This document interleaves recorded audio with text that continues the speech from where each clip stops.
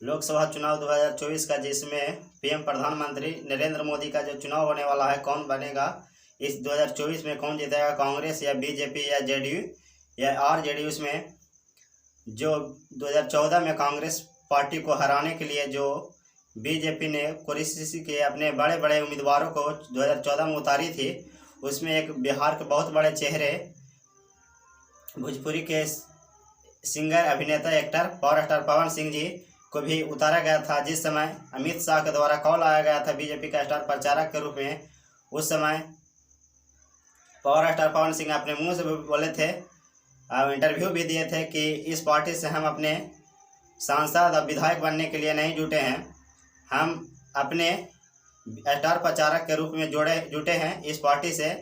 तो उसमें तो लगातार भोजपुरी का 3 सांसद जब बने, एक पहला मनोज तिवारी, दूसरा निरहुआ, तीसरा रवि किशन जी, तो भोजपुरी का जो पावर स्टार पवन सिंह है, इनको भी इनके अपनी ये तीनों कलाकारों के नेता के रूप में देखते हुए पावर स्टार पवन सिंह भी अपने तंज कैसी और इलेक्शन मोड में बन गए हैं। और इसने वहाँ का अपने लिखे भी हैं एक, जिसमें बीजेपी इनको टिकट भी दिए थे बंगाल का आसनसोल से, तो इस पार्टी से बीजेपी से मिला था, बंगाल का आसनसोल से टिकट लौटा दिए हैं। फिलहाल बंगाल के आसनसोल से पावर स्टार पवन सिंह चुनाव लड़ने से साफ मना कर दिए थे। जब 24 घंटा बाद ही टिकट रिटर्न कर दिया गया था, तो लगातार अमित शाह के द्वारा दिल्ली में पावर स्टार पवन सिंह की मीटिंग भी चल रही थी, तो उस समय बताया यह जा रहा था कि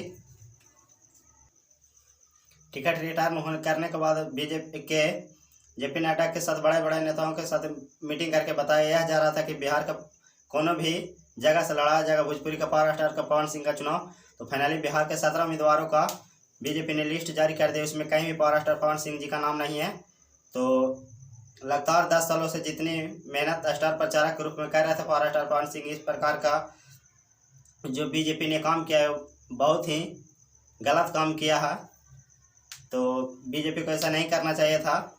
और पावर स्टार पवन सिंह देखिए अब किस पार्टी से चुनाव लड़ते हैं, निर्दलीय लड़ते हैं, कहाँ से लड़ते हैं, जैसे भी कुछ भी जानकारी मिलता है इलेक्शन के मोड में, तो बीजेपी टिकट दे अथवा ना दे, हो तो पहले भी ऐलान कर चुके हैं कि हम चुनाव लड़ेंगे ही तो लड़ेंगे।